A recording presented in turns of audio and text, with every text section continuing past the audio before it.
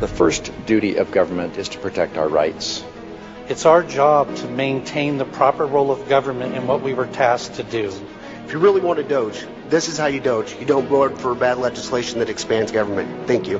Now we're talking about taxpayer money, and we're talking about accountability. It is their money.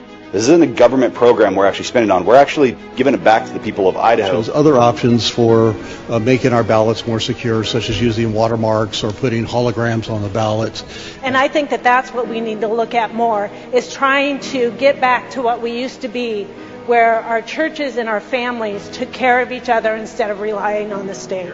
I asked the question rhetorically, if we gave them another $1 billion, they wouldn't be happy. Well, we've given them $2 more billion, and it's not enough. We need to start making Idaho first. We need to start making America first. Other states like Texas and Florida have enacted similar laws to address illegal immigration, both locally and in their communities. And Idaho has the right to protect itself when the federal government has failed to do that. COVID presented us with quite the enigma. We didn't really know what it was or what to do, but that is no excuse to violate the rights of the citizens of the state of Idaho. Say vote no on this and let the teachers teach and quit bringing in coaches to teach the teachers to teach, and let's get education going again in Idaho. I don't know what's coming after this current administration for the feds, and we need this law because our federal laws on immigration have failed. Mr. President, I think it's incumbent upon us to allow parents to use their hard-earned dollars to provide what's best for their children. If I was looking at a business and I was looking at these figures, there would be heads rolling because this is unsustainable. My concern is that the resilience of Idahoans who believe in self-reliance and self-responsibility will be eroded. We need to be protecting our First Amendment rights, not inventing ways to slowly chip away at them. The First Amendment and our freedom of religion, freedom of speech are our first liberties. They are so important. We don't have the rest without them. Yeah, watch it.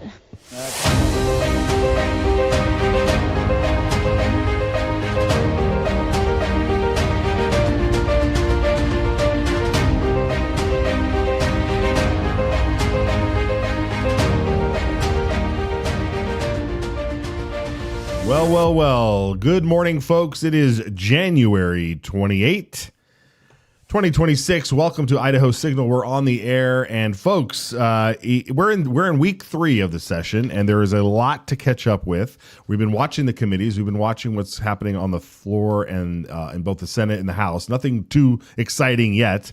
But there are a couple of things that happen on the edges that kind of like get your attention every now and again.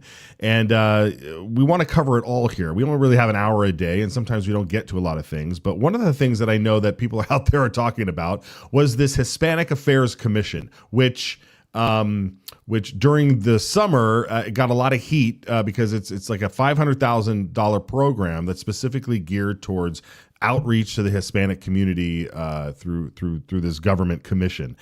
And it's one of those things that's like, you know, what are we doing here? Why don't we just cut it and let the nonprofits who spend and raise a lot more money just take care of those issues that need to be addressed in those communities? Well, that bill to just end that commission got voted down in a tie vote. A tie vote means the bill doesn't get through. So 7-7, it died in committee. We hear it's going to come back again with maybe an extension on when that commission would wind down. But it's one of those things that just gets. I think we probably did talk about it once. It's one of those things where it gets so frustrating because we saw with the yellow dot program that Representative Scott brought up to get rid of. It only uses a little bit amount of money, but it's these things that just gum up the works, and nobody feels like they want to get rid of anything. So we also talked yesterday about this extra $16 million that the health and welfare want for the child care centers. Meanwhile, they're still sitting on the $14 million that they haven't even doled out yet, and they want to pay for extra people to look into the fraud. So, folks, we've been pounding away on this. Stay vigilant. Stay vigilant. Contact these folks. Tell them to just move, get with the program, cut spending, cut inefficiency, cut these programs, and move along. There's also a bill that came across my radar yesterday regarding camping out on the Capitol and those types of protests. But there was an element in there that felt just really kind of over the top. And so we're going to address that. Josh Tanner is still on tour. He was in, what committee was he in yesterday? I pulled the clip. He's still going to committees, talking to them about JFAC and how the budgeting process works. And we've got a bunch of clips from committees today to kind of go through. But first, Senator Brian Lenny was in the Senate State Affairs Committee this morning. And what he was doing was addressing something that has to do with these gubernatorial appointments to commissions and boards and the various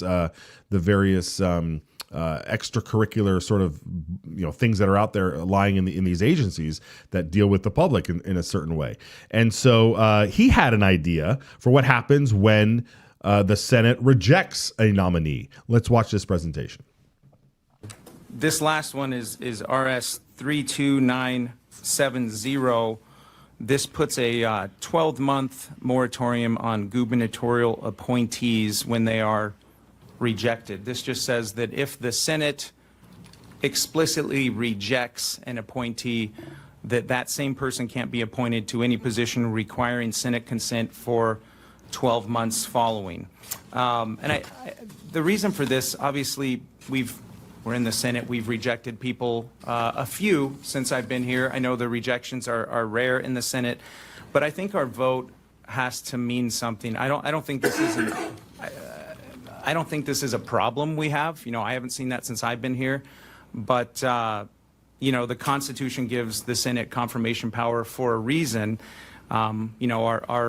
Our votes aren't just suggestions, and when we reject someone, we're saying that person should not serve in positions of public trust. So all this does is create accountability down the road long enough that the rejection actually sticks and short enough that it's not a permanent ban. So with that, I would ask that you would print RS 32970, and I'll stand for any kind of questions. And they did vote yes to print that bill. It is now Senate Bill 1235, Senate Bill 1235. Brian Allman joins us right now. Brian, we haven't really covered these appointments before. They kind of sometimes seem very benign in nature. But just give us a brief background. I don't know if I butchered it at the top here, but what is this process for gubernatorial appointments, and essentially what does Senator Lenny want to do with this bill? It's good to be back, Matt. So just like at the federal level where certain presidential appointments have to be confirmed by the U.S. Senate, a lot of gubernatorial appointments have to be affirmed by the Idaho Senate. And this, I'm looking at Title 59, Chapter 9, about filling these vacancies in offices, whether it comes from resignation or because someone's term expired. The governor has a tremendous ability to appoint people to all sorts of positions, directors of state agencies, members of state boards and commissions. There's tons of them if you just look through the list. And this has been around since our original constitution, our original law, when Idaho became a state. So it's pretty common practice. So say you've got the director of the Department of Health and Welfare. Alex Adams went to the federal government, so that created a vacancy. Governor Little appointed Juliette Sharon, who we saw on the show yesterday presenting to JFAC. However, since the Senate wasn't in session, the legislature wasn't in session, that appointment became essentially temporary. So she took that position and started doing those duties, but she still has to be confirmed by the Senate this session. So her nomination gets sent to the Senate and then given to the appropriate committee, which in this case would probably be the Senate Health and Welfare Committee. And then they'll vote to decide whether to recommend that she be appointed or recommend that she don't. And that recommendation goes to the full Senate floor. They will vote. If they approve her, then she's in the job, serving at the pleasure of the governor. If she is rejected, then the governor has to come up with someone new. Right. And so, for instance, this morning in Senate State Affairs, there was a reappointment a consideration for the gubernatorial reappointment of Estela Zamora of Caldwell to the Idaho Caldwell, Idaho, to the Commission on Human Rights to serve a term from this coming July. Oh no, I'm sorry, from July 2025 to July 2028. And so sometimes these appointments can be, a few years long and so forth. But what was she was there this morning with a little bit of a presentation. Let's watch. As an example, let's watch a little bit of that presentation. Good morning, Mr. Chair and members of the committee. As you said, I'm from Caldwell. I have been in Idaho for over 60 years, so I consider Idaho my home. I'm a former migrant farm worker. My father was a labor contractor, so he brought people to the state of Idaho to work in agricultural labor for a number of years. And so, as I said, my family migrated here. We also worked out in the fields and contributed that way. I'm also blessed to have had the opportunity to work in this community, to do different things for the benefit of many. I retired from my work at the Canyon County Courthouse in 2013. I had the opportunity to be the interpreter coordinator for the courts and helping people through the process, the judicial process, for almost 30 years. I have been very active in serving my community for most of my adult life. I've had the opportunity to serve Idaho on the Human Rights Commission as president and now currently serving as vice president. I am passionate about everyone being treated respectfully, with dignity, and be given opportunity to work in the state, to live in the state. We have premier staff at the Human Rights Commission, so I would love to continue working with them. I have had the opportunity to work with some very dedicated human rights passionate commissioners. Sadly, we have lost Joe McNeil this past week, who was serving on the commission as well. And so he was very highly regarded and had a passion for this work. So his contributions will be missed. So very nice. Okay, Brian. So this is Estela Zamora. She's already been on the commission. She's been there for a while. And Handyman 88 says she is part of the establishment Rhino team. Okay. Sometimes I don't get to see the comments. I like seeing the comments. Okay. So, but Brian, Estela's been there a while now, so we get it. And this is a simple, it should be a simple reappointment, shouldn't it? What else do we know about her? Well, first, let's talk about what the Idaho Commission on Human Rights really is. It was established in 1969 with the intention of essentially enforcing federal anti-discrimination laws. So you had the Civil Rights Act of 1964, the Age Discrimination in Employment Act, the Americans with Disabilities Act, all these acts saying that you can't discriminate for this or that. And so Idaho Code actually has protected classes, people that you cannot discriminate against: race, color, religion, national origin, sex, disability, or age. If you're 40 or over, you can't be discriminated against, which, as somebody who's 40 or over, that's nice to know.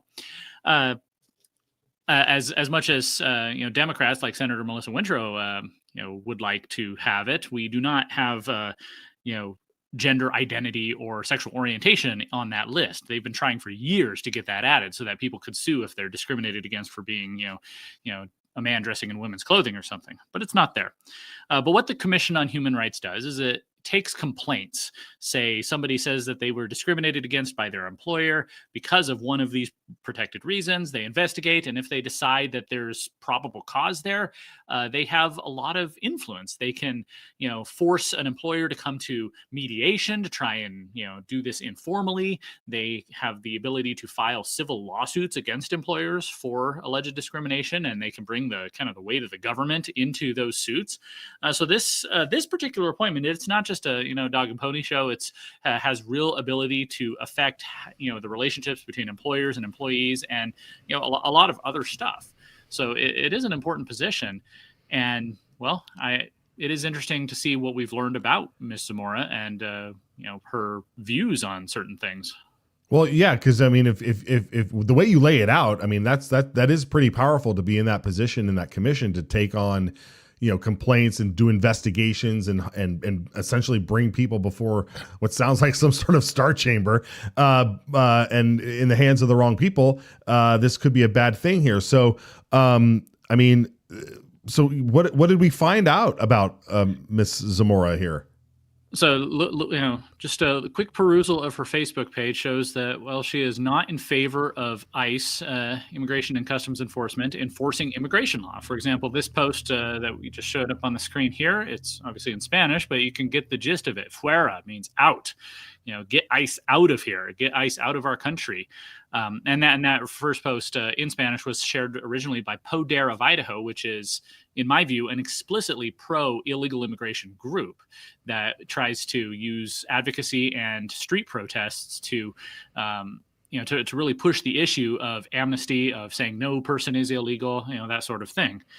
So that's interesting to see where she's coming from on that. And there's a bunch more posts here talking about, how being a member of the Tren de Arugula or the MS-13 gangs is no different than being a Proud Boy. And those people should be sent out there. There we go, claiming that she's been targeted because of her skin color. I don't know anyone who's targeting people in Idaho because of their skin color or their ethnicity. I do know that the Trump administration is working to enforce the law as it is written, saying that if you come to this country illegally, you have to go back.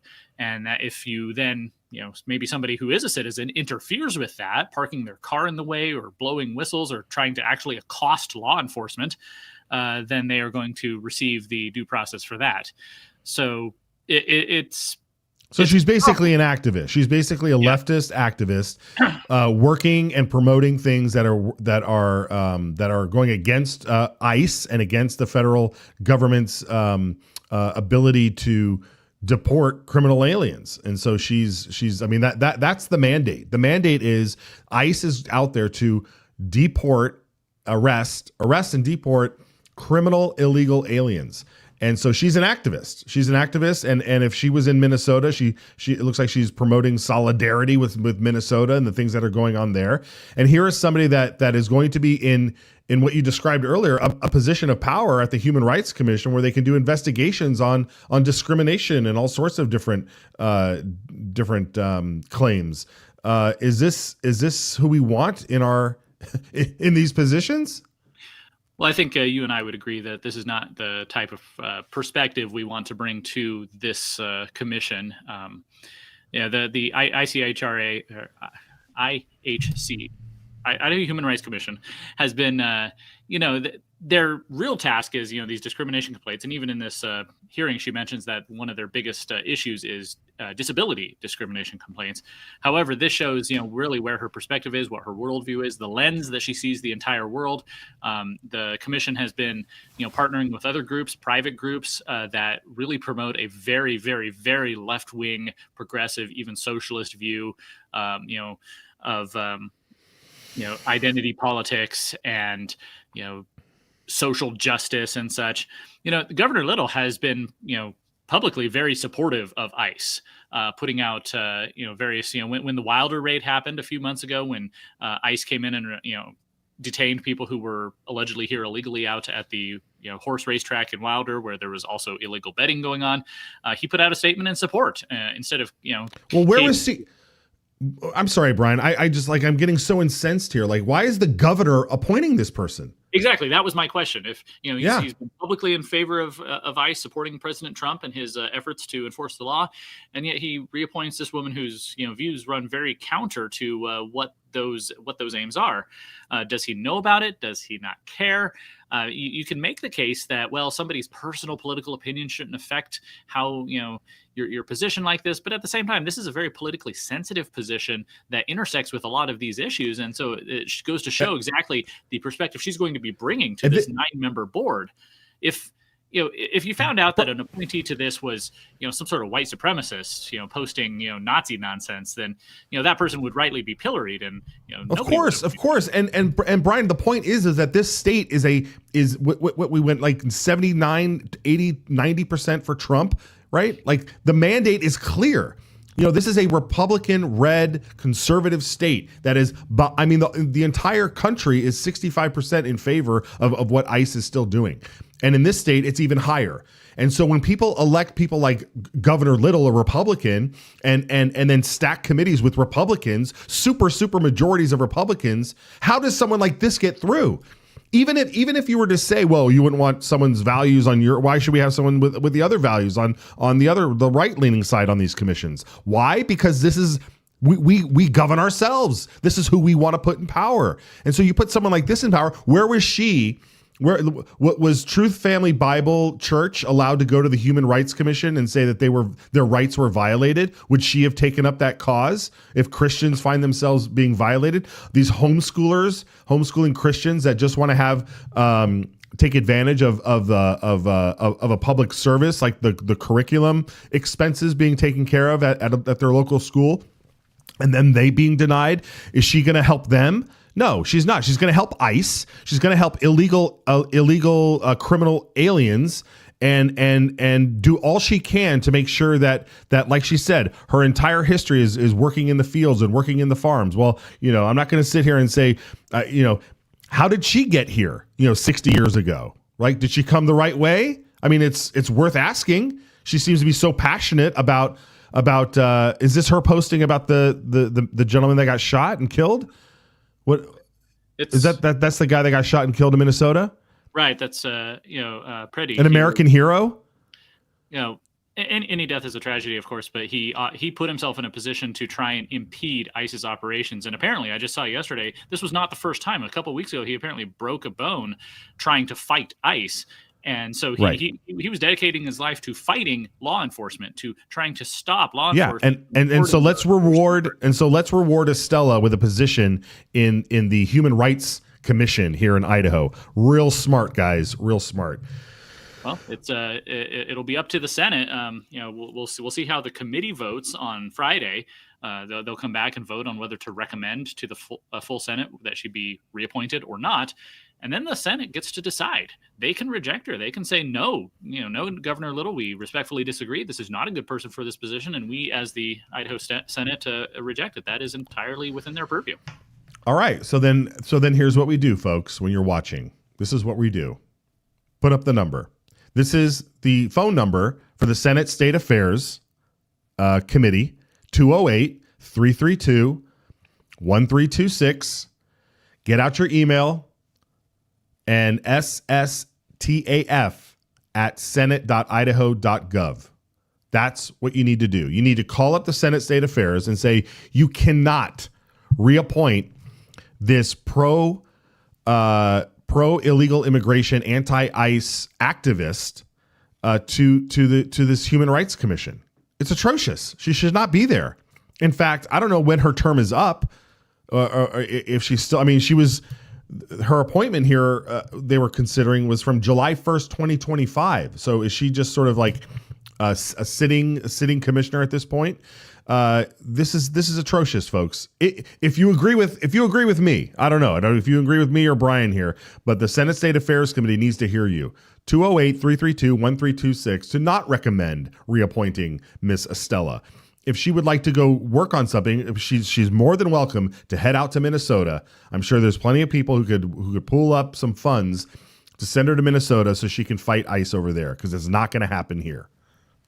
Yeah, this would be a great opportunity for our legislature to actually draw a line in the sand. It sometimes seems like we just have to accept that certain positions, like the Human Rights Commission, it's like reserved for leftists, that's their thing and they can have it. But like I said earlier, it does have real enforcement ability in these disputes, in these adjudications between employers and employees, and so it's not just for show. It matters, and we should draw a line and say somebody with these views should not be in this government position. And either A, either Brad Little doesn't know anything about this. So Brad, Mr. Governor, here's Estella. Here's your appointment. Your name is on this appointment. Or B, your staff doesn't know who this is. So who's doing the vetting? Who's doing the vetting in the governor's office? Because now the Senate State Affairs, here's Guthrie. Let's show the clip of Guthrie. He's the head of the committee here. Here's how he ended the committee. I don't see any other questions. I will say that your background certainly lends itself to offering a unique perspective on this commission. So appreciate your willingness to serve. We will vote on your appointment on Friday. But thank you for being in committee this morning. It doesn't seem like Jim Guthrie is either A, he liked her background, the background that we just saw, or he has no idea who these people are. Remember, Senator Guthrie, the chairman of Senate State Affairs, he has been trying for years to get a bill through to allow illegal aliens in Idaho to obtain driver's licenses. That's been one of his things. He's not been able to get it through, but he's brought it forward several times. He even had a photo op in the rotunda with a representative from that aforementioned PODER of Idaho, this pro-illegal alien group, who was working with him on this bill.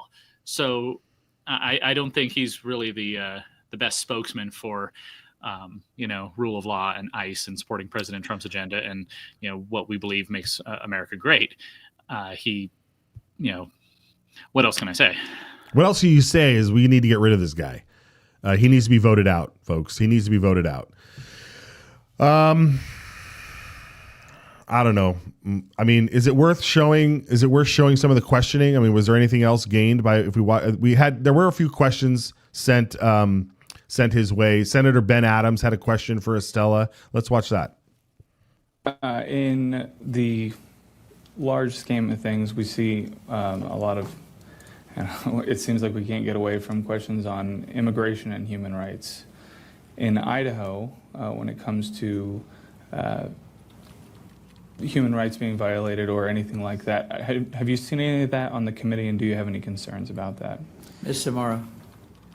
Senator Adams, Senator Guthrie, and the committee, I don't recall an actual immigration case coming before the commission. I remember when, possibly in the 90s, late 90s, and it was in eastern Idaho, and it had to do with immigrants and language. I don't remember the details of that case, but yes. It's, as I'm reading about this morning and the work of the Human Rights Commission and how it crossways with this, she's casting the whole immigration enforcement debate as being about race and ethnicity. And I would disagree with that. If it happens to be that a lot of people who are here illegally and are getting deported are from, certain countries with certain ethnicities that speak certain languages, so be it. But that's not the primary purpose of this. They would say that Trump and ICE are just being racist because they're evil and deporting, Hispanic people like her. Whereas the law is the law. If we had a mass migration of illegal migrants from Sweden or Japan or whatever, I would feel the same way, and I'm sure you would too. But they're trying to cast this as a human rights issue, that immigration enforcement is infringing upon the human rights of migrants who just want to be here for a better life. And that's where I think her appointment and her position on this board already is probably dangerous. I would have concerns about it because she sees the world through that lens. And so she would see, if something did come up, then would she want the commission to get involved, say with the Wilder raid a few months ago, where ICE came and picked up about 100 people that they said were here illegally? Would she try and use the power of that commission, whether for the bully pulpit of it, just the prestige of being able to say I'm speaking on behalf of this commission, or actual litigation with the power of the government behind it to try and stop that? Yeah, I don't know. Well, it makes Lenny's bill this morning even more apropos. Here's the changes that would be made here. It says when a gubernatorial appointment pursuant to this section is expressly rejected by the Senate, The rejected appointee shall be ineligible for appointment to by the governor to any position requiring the advice and consent of the Senate for 1 year following the Senate's express rejection. So, folks, if you do your work out there and call that number and email the committee, we need to get this person rejected, and then they cannot, and then get that bill passed, and then she won't be back for at least a year. And if she does come back, we'll reject her again. It's atrocious. And folks, and now we understand. You want to know why? How could something like when you talk about other things, how could things like this happen in Idaho? This is how. Because we're not paying attention to appointments like this, and we're not electing people who are doing their due diligence to make sure that they are representing you. They're not representing you. I'm sorry, Governor Little is not properly representing you when his name is on this appointment, and Senator Guthrie is not properly representing you when he's not having people research who's going to be in front of his committee and raise actual questions about what was on there. I mean, we have Friday coming up. We got Friday coming up where they're going to discuss this, and I'm certain after your post today, after things that are going to be exploding online about this, that people will have questions. And if you guys call, they're going to be raising these questions on Friday. So make sure you do that. Here's another question from Handyman. The last comment is a question. How is the role compensated? I'm under the impression there is a retirement in medical, but I could be incorrect. Yeah, some of these commissions are pro bono, right? You don't get any payments, but there is sometimes maybe a stipend. Sometimes there is, generally speaking, most of these are volunteer positions. About benefits, I'm not sure. So I guess we'll look into that too as well. Brian, thank you so much for joining us. We got to take a break and then come back with our guests. We do have two other guests coming and joining us here shortly. But we'll have you back on tomorrow to cover everything else. Where can people follow you online? At Brian Ullman on X, gemstatechronicle.com. I'm working on more information about this appointment. And then, there's other stuff going on, stuff with occupational licensing that I found really interesting yesterday that I'll try and write about. But I want to get this out soon because they're going to have this vote on Friday. All right. Sounds great. Let's do this. We'll take a short break and we will be right back.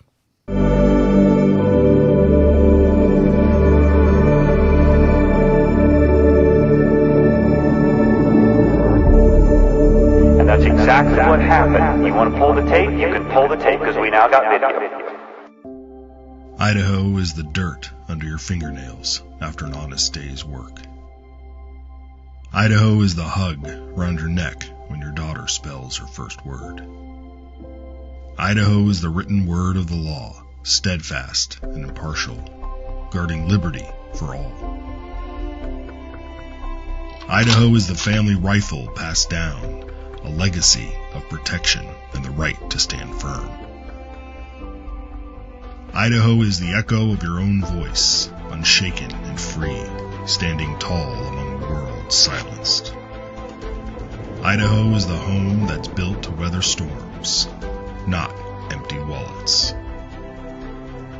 Idaho is the quiet trust between a patient and healer, unbroken and sacred.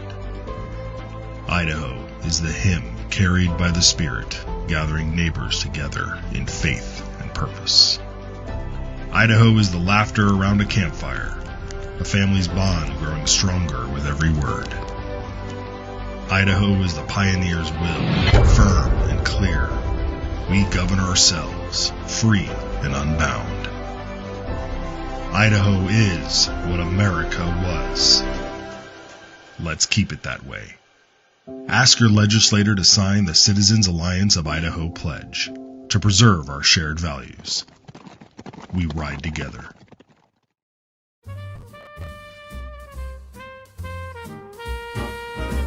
From the rolling wheat fields of the Palouse to the white water runs on the Payetteru.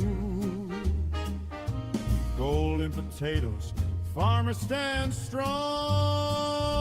Cattle and dairy, they're feeding us all. From Boise nights with the bright city glow to Coeur d'Alene's calm waters below. Spuddy buddy waves with a smile so wide, sharing our story with American pride. So raise that flag, let freedom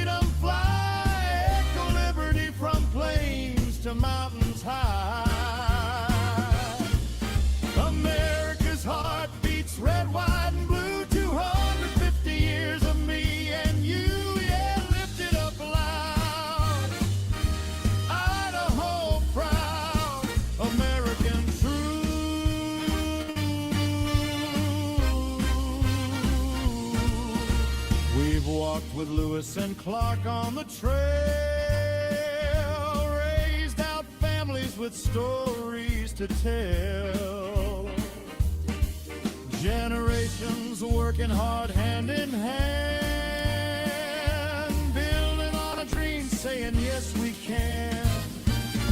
So raise that flag, let freedom fly, echo liberty from plains to mountains high. America's heart beats red, white, and blue, 250 years of me and you, yeah, lift it up loud. Idaho proud, American true. Church bells ring through the valley air, rodeo lights, what a life we share. Esto perpetua, forever we'll sing, God, land, and family. Let freedom ring.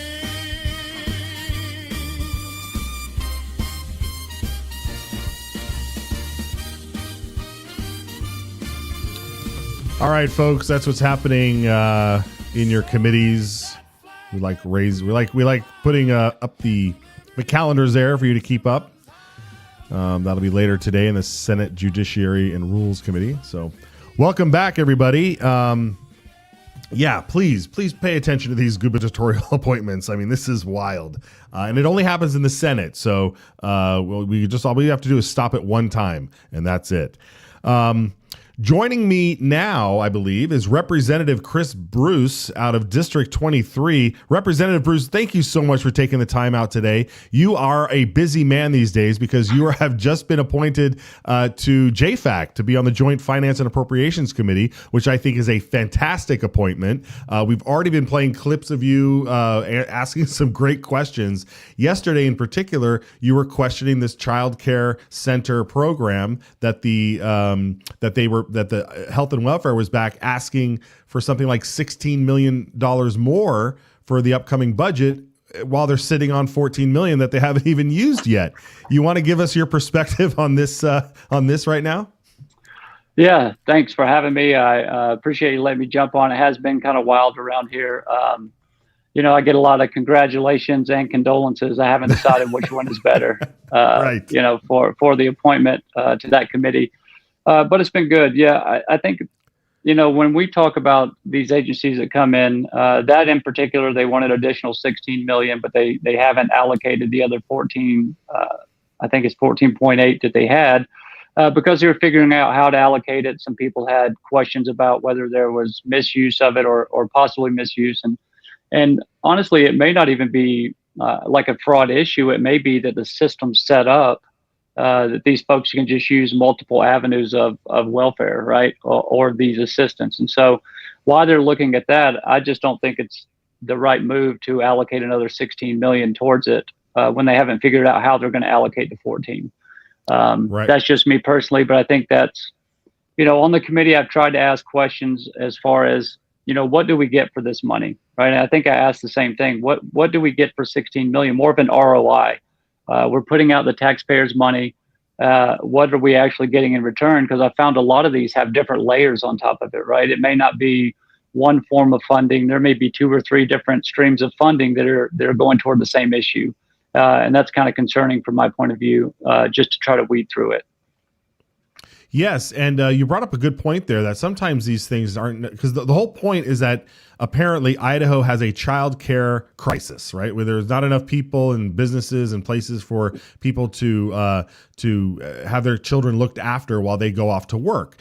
And so apparently that's a crisis here, and we, the government, are trying to alleviate that by tapping into these federal funds in order to help start, get startups moving again and get these centers online. But you're saying that there's a possibility that some of this stuff is just being used as kind of welfare, because as we see in the Minnesota case, these Somalis will just open up these daycares and take care of each other's kids and reap in hundreds of thousands of dollars, if not millions. Yeah, and that's the crazy thing is some of that might not even be against the law, right? But it's just been set up that they could take advantage of it. Now, ethically, is it correct? No. But is it against the law? That's another thing, and I hope to find out soon what they're doing with that. And that's kind of what I try to look at is are we using this money appropriately? Because I think I say a lot in committee is we talk about all the folks we can help, and I'm all for helping people, but we need to remember the people who are not on these programs, who are not calling us all the time, that are really not taking handouts, that are footing the bill for it. But we forget about those folks who are back home paying the bill, maybe working 2-3 jobs, paying their taxes, but not on any type of assistance. So I try to remember those people and at least remind the committee as well, hey, let's think about these folks. If we weren't spend our own money on it, why would we spend their money on it? Yeah, amen, brother. That's great. One of the things that one of your colleagues, your Senate colleagues up there asked, Senator Zeiderveld, was they asked Juliet Sharon, I believe, the Department of Health and Welfare, that she's requesting at least 1, maybe 5 people to look into sort of this 360 review to find out if there is any fraud going on, if there is any mishandling of these funds. And that kind of made me wonder, who's doing that now? I mean, shouldn't that just be part of the job? I mean, why do we have to now hire extra people, add an extra layer of bureaucracy just so that we can find out if we're wasting, spending the money correctly? What was that about? Yeah, that was wild. I think I was thinking the same thing. Like, we have to bring on more people to check things out. Why don't we just set the parameters up front before we allocate any money out? Check all these individuals, make sure that they fall within the guidelines and the rules and are using the money like the legislature set it aside to be used. That would stop a lot of having to go back and look. So I'm more of, I take the stance of let's look at it prior to sending money, not send money and then try to track it all down. Yeah, absolutely. And as we saw with education, they allocated a couple of years ago $330 million for teacher pay. And when asked, Representative Price asked somebody about where'd that money go? Did it go to the teachers? And they said, oh, well, once that money goes into the fund, it goes everywhere. So you can't really track this stuff. And that's what. Oh, sorry, I didn't mean to interrupt. But that's what I found too is not only what funds were moved over, but what were they actually spent on? Because we have our legislative book, and it gives you kind of an excerpt. But what I've actually been doing is going to the Transparent Idaho, the comptroller's website, looking at these agencies and seeing, hey, where actually did they spend this money? Did they spend it on Taco Bell or did they spend it on something that they were supposed to use it for? And it's way more of an in-depth process than I ever thought. But, it's good that I have the chance to see how it all works out. I mean, I said the other day, you start pulling at a string and next thing you know, you're like, oh my gosh, it all falls out. So, it's been a good experience for me. And obviously having some of the other great representatives and senators on there, I think they're asking some good questions. And I didn't follow it a lot last year. I read the budgets as they came on the floor, but this year I'm seriously involved with not only what we're allocating, but what they spend it for. And then what are we getting back for it? What's the taxpayer benefiting from continuing these programs? I mean, I would actually like to see a lot of these programs have sunsets and then have the directors come back in front of us and say, this is why we need to keep this program, or this program didn't work. I think, they have metrics that they've set and outcomes that they want to meet. But for me, sunset all these programs, have them come back and explain what we really got, how many kids we helped, how many families, what we did with them. And then we can decide as a body if we want to continue to fund that.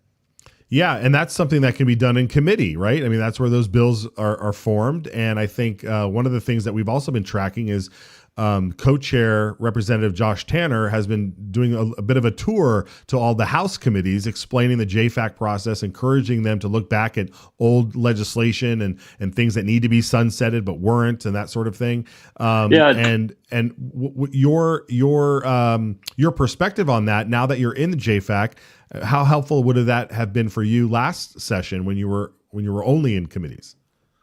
Yeah, well, it's been really good. I've had legislators from all different committees reaching out to me, having questions, and not only are we tracking it down in JFAC, but some different members of the Health and Welfare Committee, they're looking in the book and they're calling the analysts and they're saying, hey, these funds were, this department moved or this division moved to this.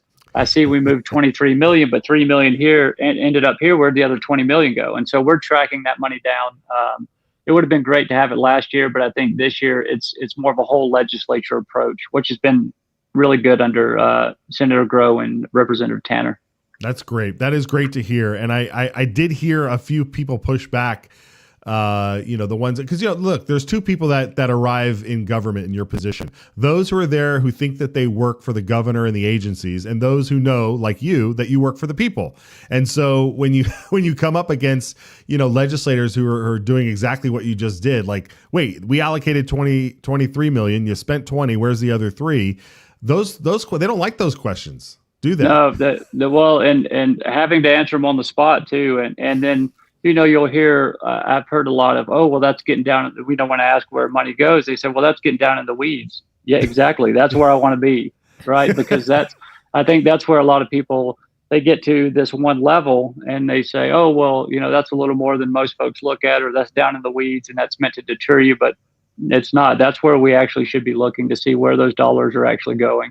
So it's been a good experience, and I know it's election year, right? And so some people are like, we don't necessarily want to cut that, or should we do that? I look at it as, hey, I've had 2 years here. If I can right size the government and I don't get elected next year, great. I did a good thing when I left here. We've cut some things back, and I'll feel good about it.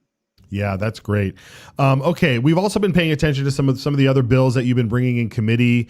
You had this blood donor bill that you were working on, something also dealing with cancer treatments and so forth. You want to kind of walk us through a little bit of your top line priorities? Yeah. So the blood donation bill I worked on last year, it had, when you donate blood, you could have it labeled from somebody who would disclose if they'd had the MNRA vaccination. We got it through the House, got it over to the Senate, but some questions came up. And so, it died there, which seemed to be normal last year. A lot of stuff ended up failing in the Senate. But this year, I just wanted to bring one back that was more autologous is what it's called. So I can donate my own blood for procedure, or if you and I are the same blood type, you could donate it to me. And that way I don't have to deal with the whole blood mafia, sometimes I like to call it, but that whole area of the market. Yeah. And I figure, if you have someone you trust or you want to donate your own blood, why should we stop those folks who are concerned about different things? I don't think it should be an issue, but I'm sure we'll have to fight some folks on it.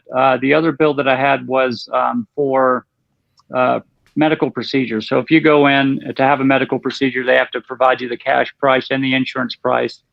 You can decide, and then that money goes towards your deductible. And what I'm thinking is that people can negotiate their own kind of what they are comfortable with paying at these procedures, but that it would still apply towards your deductible. And right.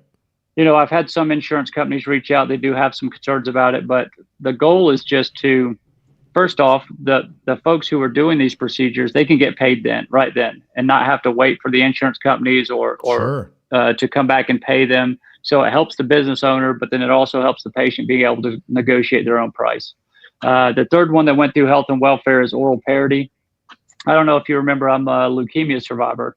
So I went through several years of chemotherapy, spent 33 days in ICU, and I had to deal with this specifically where I went to 20,000, your deductible's 10,000. The intravenous, you go to the pharmacy, they want your 10,000 now. So this would just create parity so that both intravenous and oral are covered the same. Because a lot of folks that are out in rural areas, they're having to travel into towns to take intravenous treatment when they could just medicate themselves at home.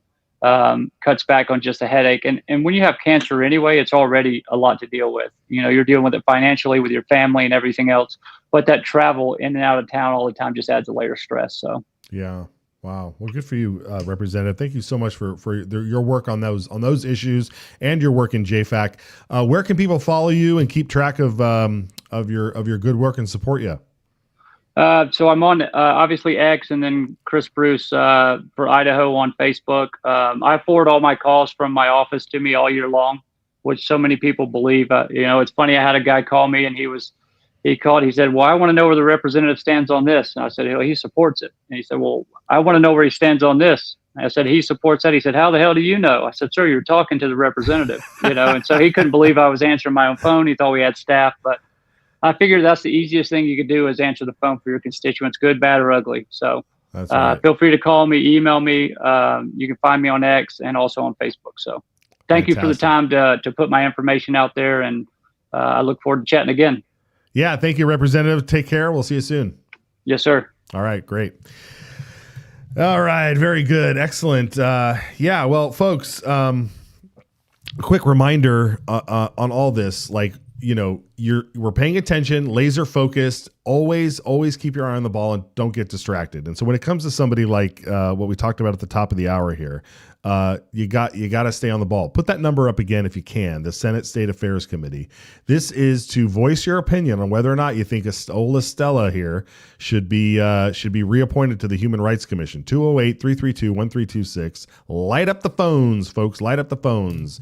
All right, we've got someone really cool here. I met this gentleman a few years ago, and I thought we'd be talking to him a lot more in 2024 and 2025, but he just fell short of some votes during the 24 election. But he's running again in Legislative District 28. James Lamborn is with us. James, it's good to see you, my friend. Thank you for joining us today. Thank you, Matt. Thank you for having me. Yeah. So you ran in 2024 for the state legislature. You came up short, but you're going to go at it again. And I just wanted the folks out there in District 28, what is American Falls, Power County, Chubbuck, right? That's sort of the area out there, to kind of get to know you a little bit. So please, sir, tell us a little bit about yourself and why you're running for legislature. Sure. So my wife Misty and I moved here to the Gem State about 4 years ago from Western Washington. I was a Navy brat, and so I grew up kind of all over the place.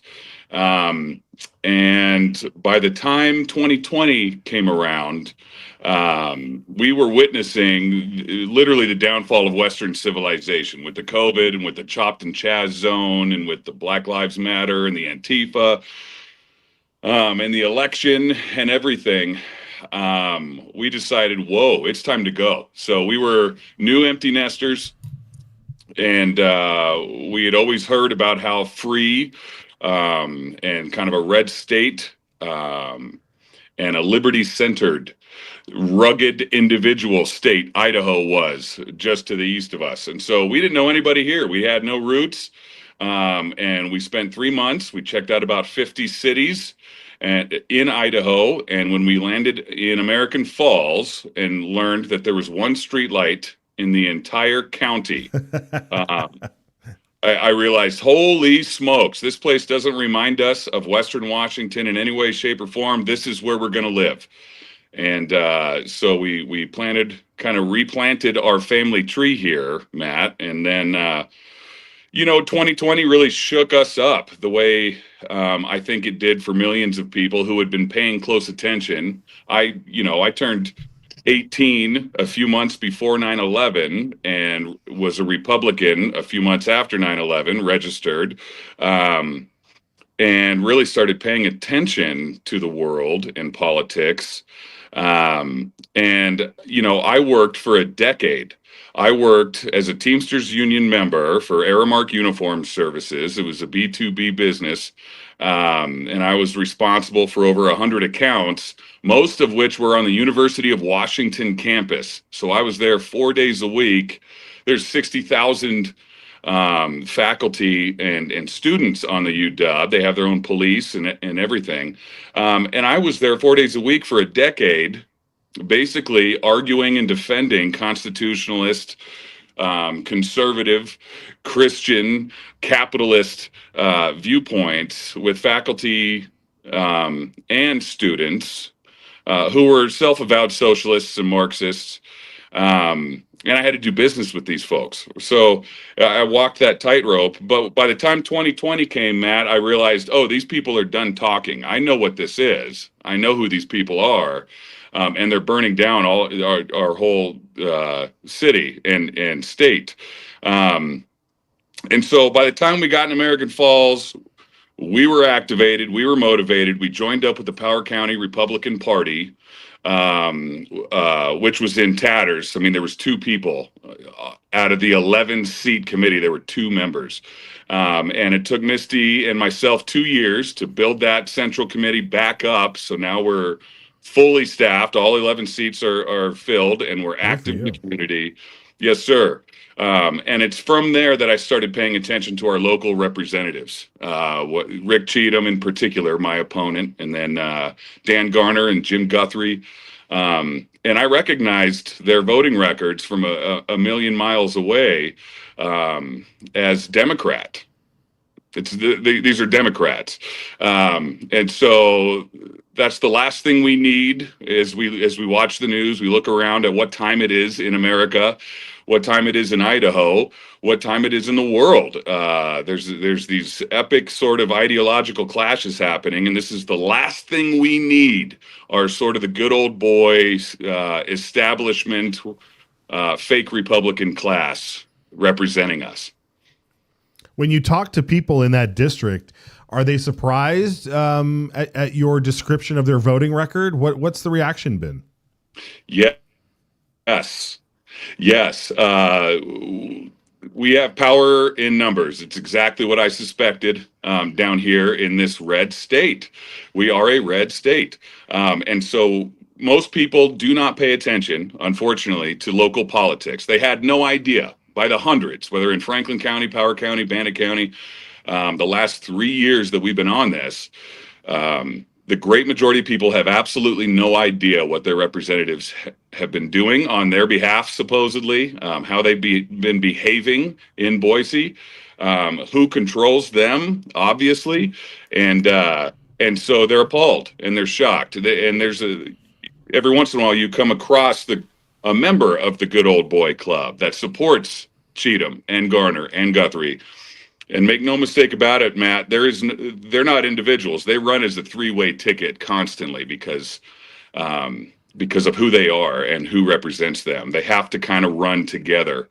And so there's former county commissioners, there's former reps, there's sort of higher influenced folks in the community that grew up with these guys, that know these guys, that have done business with these guys, and you can spot them from a mile away too. You start telling them about Cheatham's voting record, and they know.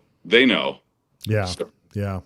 All right. Well, James, I'm so glad we got a chance to chat on here and let the folks see you out there. Where can people learn more about your policy issues? Really dig deep into who you are. We've got your website up here, but where can people find that? Thank you, Matt. It is landboardforidaho.com is where we have our whole platform laid out. We're on all 5 major social media platforms: Facebook, X, Substack, what have you, True Social, and Instagram at Lamborn for Idaho. And yeah, we need all the attention we can get. We need word of mouth support. We need awareness. Like I said, Matt, this is a small group of people who have run the show down here in East Idaho, Southeast Idaho for a long time. I think they're white knuckling their power and their influence. They know they're losing it because, again, the America First MAGA Patriot crowd outnumbers these guys 10-1. It's my job to raise awareness and to get the energy up to get people to come out and vote on May 19th. And so you can follow us on Facebook. We update our campaign daily. Fantastic.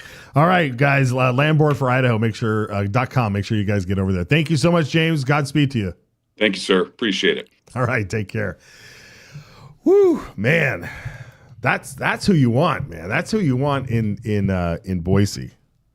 We need more beards like that. We need more stature like that. And that guy's got, if he wanted to go into radio too, I mean, woo, I love it. And he's a great guy. Like I said, met him a couple years ago. Him and his wife, they're also viewers of the program too. So we appreciate that. Great to see him on there. So yeah, please do head over to his website and check him more out. Okay, folks, we've got a few minutes left in the show. I wanted to show one clip, guys. And it's the Alfieri presented a resolution today, and if we have that queued up, let's throw it to that real quick. RS 33068. I'm sure we're all aware of what happened last year and over the summer in Coeur d'Alene. The death of 2 firefighters who were ambushed and the critical injury of another one who's whose career has gone away as a result of that. And this resolution honors Battalion Chiefs Frank Harmwood and John Morrison Jr. of Kootenai County Fire and the Coeur d'Alene Fire Department, as well as Dave Teasdale of the Coeur d'Alene Fire Department, who survived the attack. So I'm simply asking that the legislature honor the service of these men and actually all the Coeur d'Alene and Kootenai fire districts and the good work they do in this incredible, horrible tragedy that occurred last year. So I would ask for an introduction on this. Thank you, Representative Alfieri. Just a question from the chair. Would you want to introduce this and have it come back for a full hearing? Or would you like us to introduce it and send it up to the floor? I would prefer to go right to the floor if we can do that. Okay. Any other questions? And I will mention that we do have some members of the local fire departments up here right now. So. Yeah, very nice to see that. It was a horrible event that happened here over the summer, and it's great to see the legislature honor that, and of course, Joe Alfieri and his represented the area as well. So, all right, folks. Well, we've come to the end. We want to remind you to head over and go to idahosignal.live if you want to hear more about the what is it, the show that we broadcast live. That's where it's at. So, and the YouTube channel. Did we hit 4,000 yet? I'm not sure. We're close. We're close to hitting 4,000. Can you believe it? If you're watching on YouTube, thank you so much for doing that. It is fantastic. Our sponsor is American Smoke Company. We call them a sponsor or a partner. I'm trying to get the it's brought to you by this is we're being helped brought to us by American Smoke Company. These smoked salts from the Pacific Ocean, sea salt, smoked with fantastic American wood. You can get a batch of your own at americansmokeco.com. And a reminder, leave us your message, 208-402-4915. We want to hear your thoughts on Estella. Old Estella, the activist Estella. She's going back to the Human Rights Commission. Should she? Should she go back there? Let the committee know. Call that number, 208-332-1326. They're going to be voting on the recommendation on Friday. So you've got a few days to do your own research on Estella and see if she needs to be there. Incredible. Absolutely incredible. All right, folks, we'll let it take it from here, and we will see you tomorrow. American.